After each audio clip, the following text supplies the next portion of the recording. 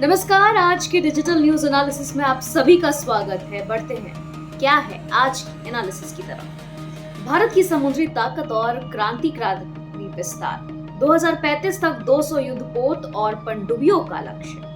भारत ने अपनी नौसैनिक शक्ति को अगले दशक में अभूतपूर्व स्तर तक पहुंचाने की महत्वाकांक्षी योजना की घोषणा की है। रक्षा मंत्रालय के अनुसार वर्ष 2035 तक भारतीय नौसेना के बड़े में 200 से अधिक अत्याधुनिक युद्धपोत और पनडुब्बियां शामिल हो जाएंगी। यह कदम न केवल देश की समुद्री सीमाओं की सुरक्षा को मजबूत करेगा, बल्कि हिंद महासागर और इंडो पैसिफिक क्षेत्र में भारत की रणनीतिक उपस्थिति को भी नई दिशा मिलेगा। भारत की समुद्री सीमाएं विश्व के सबसे व्यस्त और संवेदनशील व्यापार मार्गों से जुड़ी हैं। दुनिया के लगभग 90% अंतर्राष्ट्रीय व्यापार का परिवहन समुद्री मार्गों से होता है और इसमें से एक बड़ा हिस्सा हिंद महासागर से होकर गुजरता है। ऐसे में भारत की मजबूत नौसेना वैश्विक व्यापार मार्गों की रक्षा और क्षेत्रीय स्थिरता के लिए अनिवार्य है।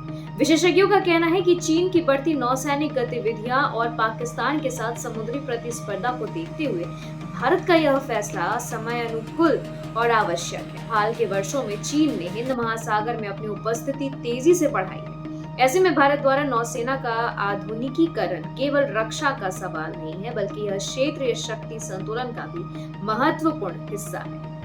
रक्षा मंत्रालय के अनुसार इस कार्यक्रम के अंतर्गत अत्याधुनिक तकनीक से लैस युद्धपोत, पनडुब्बियों और सहयोगी नौसैनिक ढांचे विकसित किए जाएंगे। लक्ष्य है कि मौजूदा बेड़े की संख्या को 2 गुना से भी अधिक किया जाए। नए युद्धपोत और पनडुब्बियों ऐसी होंगी जो लंबे समय तक समुद्र में स्वतंत्र अभियान चला सके और संभावित खतरों का तुरंत जवाब देने में सक्षम है। इन जहाजों को आधुनिक रडार, मिसाइल, एयर डिफेंस और एंटी सबमरीन वेयरफेयर सिस्टम से लैस किया जाएगा। इसके अलावा मानव रहित युद्धपोत और ड्रोन तकनीक का भी इस्तेमाल बढ़ाने की योजना है।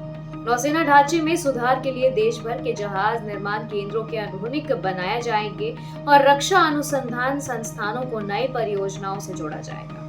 जैसे समुद्री सुरक्षा मजबूत होगी, जैसे नई नौसैनिक क्षमता भारत को अपनी समुद्री सीमाओं और वैश्विक व्यापारिक मार्गों की प्रभावी निगरानी व रक्षा करने की ताकत देगी। वहीं हिंद महासागर क्षेत्र में भारत की उपस्थिति और नेतृत्व को नया बल मिलेगा। यह कदम क्षेत्रीय देशों के साथ भारत की साझेदारी को भी गहरा करेगा। वहीं जहाज निर्माण, रक्षा तकनीक और अनुसंधान क्षेत्र में नए अवसर उत्पन्न होंगे और कूटनीतिक शक्ति में भी बढ़ावा होगा।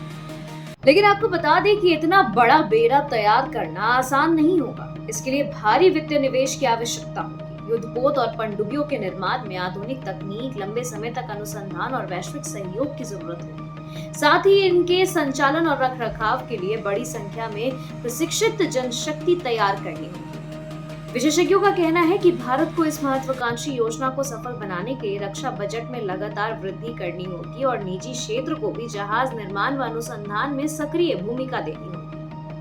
भारत की यह घोषणा स्पष्ट करती है कि वे आने वाले दशक में देश समुद्री शक्ति के मामले में आत्मनिर्भर और वैश्विक स्तर पर प्रभावशाली बनने के लिए पूरी तरह तैयार है।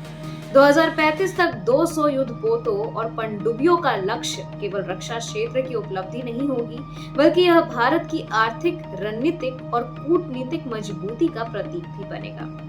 विशेषज्ञ मानते हैं कि यह कदम न केवल भारतीय नौसेना की ताकत को कई गुना बढ़ाएगा, बल्कि हिंद महासागर क्षेत्र में भारत की निर्णायक भूमिका को भी स्थापित करेगा। आने वाले वर्षों में भारत का नाम उन चुनिंदा देशों में शामिल होगा जिनके पास दुनिया की सबसे बड़ी और आधुनिक नौसेनाओं में से एक होगी।